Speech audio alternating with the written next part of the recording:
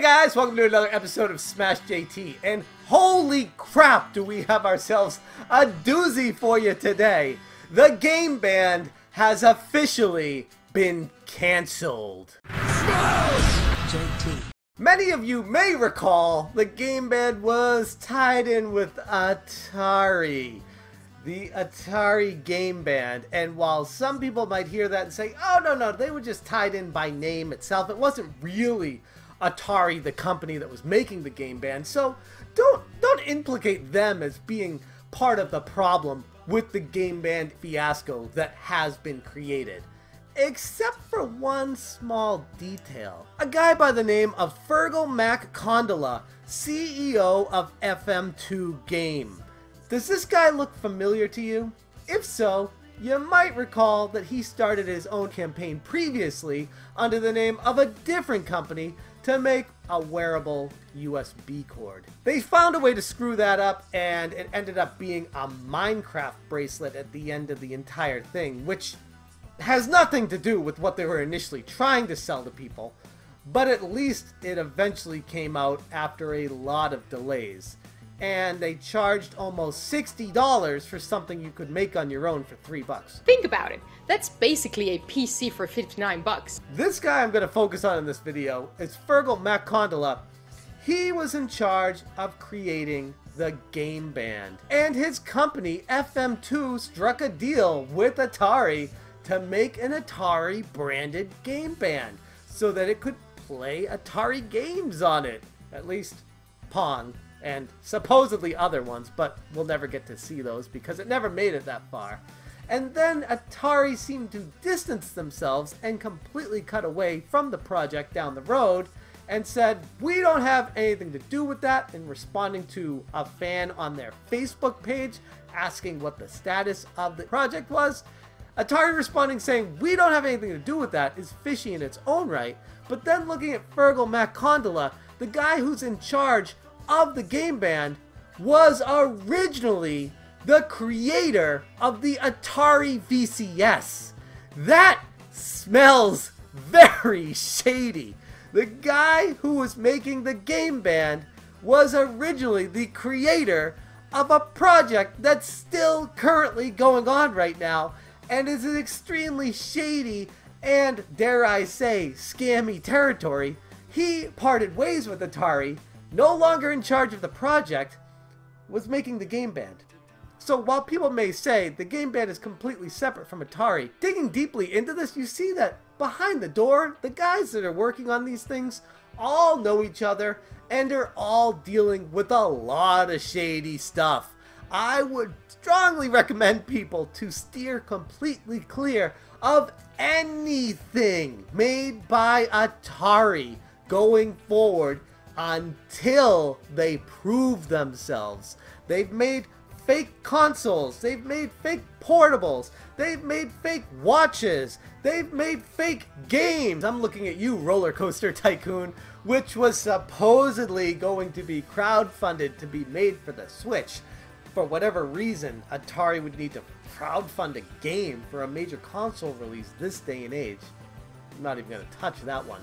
But everything about Atari screams shady. This is something that I could have seen coming a mile away, and if you've watched any of my other previous videos talking about the Atari VCS, you know how weary I am of this entire thing and how I feel like it is going to be a scam at the end of the day. Maybe it will come out, but it's going to be a shell of what they are promising people. But going back to the Game Band, this ultimately, if you connect the dots with who's behind making it, is just another feather in the cap of Atari screwing people over. I just want to let you guys know, if you see a campaign called Indiegogo trying to peddle you something, especially by the likes of Atari, just run the other direction. We're gamers, and our passion for games doesn't stop when the screen turns off. We carry it with us, everywhere we go. This was a scam from the get-go. Doing research on what the Game Band actually was, it looked like basically a wearable watch, like the Apple Watch, except you could put a micro SD card in it. It would have limited functionality, wouldn't really be able to play the games very well, and their way of promoting selling this watch was a safe way to transport a micro SD card. Bring it to your friend's house, bring it to your school. You'll be able to save your data and put that SD card in your watch and bring it anywhere. I guess if you're looking for a wearable to carry a micro SD card with you, this would have been the best option. But if at the end of the day, all you want to do was carry a micro SD card with you, put it in your pocket. I can't even believe this was a real thing.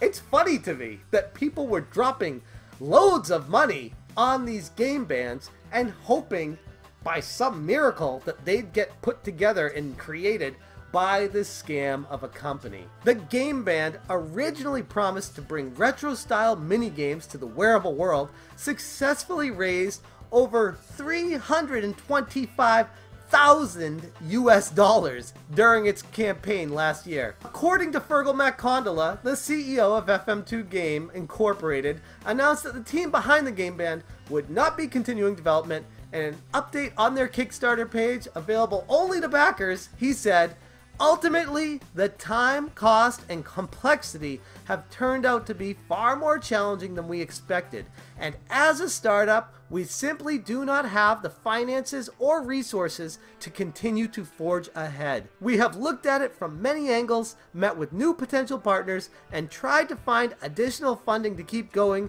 However, we have not been able to make progress." If nothing else, it was shocking enough that they made $325,000 from a Kickstarter campaign.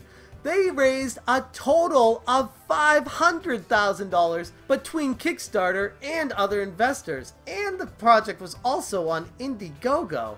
It's officially dead, and worst of all, backers may never receive what they put into it. The company is going to say that they spent it on research and design, and this is the danger involved with anybody fronting money to a Kickstarter campaign or an Indiegogo campaign. Even on Kickstarter, where you need a working prototype, it doesn't guarantee that the project will be completed.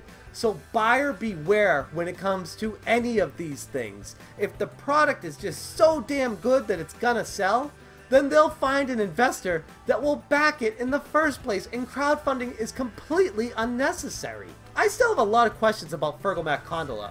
Honestly, this guy's been in cahoots with Atari and his own companies, and most of his projects, if not all, never turned out the way they promised them to be, if they even turned out anything at all.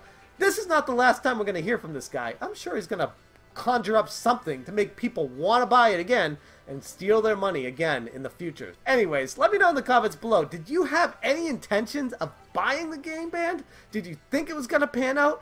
Is this kind of expected for you as well? Let me know in the comments, and as always, thank you guys so much for watching. Have a good one.